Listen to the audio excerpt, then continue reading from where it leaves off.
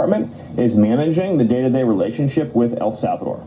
Let's just take a moment, number one, to express our gratitude to El Salvador for agreeing to take some of the most dangerous terrorists off of America's streets and to put them into a safe environment where they cannot continue to engage in acts of terrorism or coordination with the Maduro regime. You may have seen recently an FBI assessment that was unclassified that said that the Maduro regime is using and planning to use Tren de Aragua terrorists to carry out assassination plots on American soil. Now, very few in this room covered that. I'll let you all ask yourselves why you didn't cover it and why your editors didn't assign that story to you.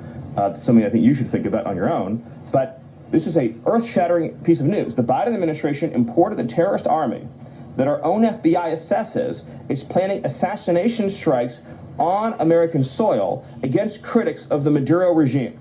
Those are the terrorists that President Trump is finding and apprehending that our Democrat judges and Democrat activists are trying to keep on U.S. soil. Tren de Aragua has the same legal status as Al-Qaeda and ISIS. MS-13 has the same legal status as Al-Qaeda and ISIS. These are foreign terrorists operating on our soil. And our gratitude to El Salvador for agreeing to take custody of these terrorists is immense.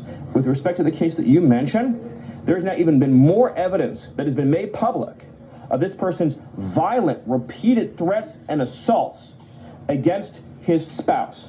Someone who had repeated, documented human trafficking and human smuggling offenses.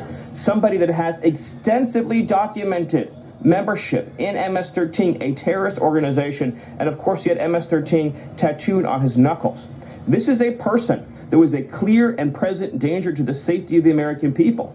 And it is a sad reflection on the state of our media and many of the outlets represented in this room that you obsessively try to shill for this MS-13 terrorist. Well, no coverage occurred in your papers about any of the Americans that were raped and tortured and murdered by the illegals that Biden was importing into our country. You know, you talk about due process. The Biden administration made the decision to give extensive due process to two Tren de Aragua terrorists that were apprehended at the border just a couple years ago.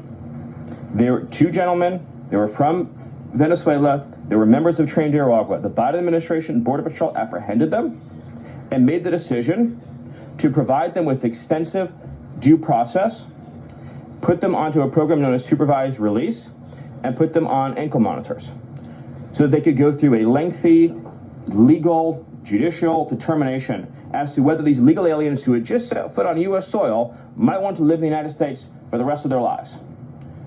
What was the result of that decision? What was the result of that choice that was made?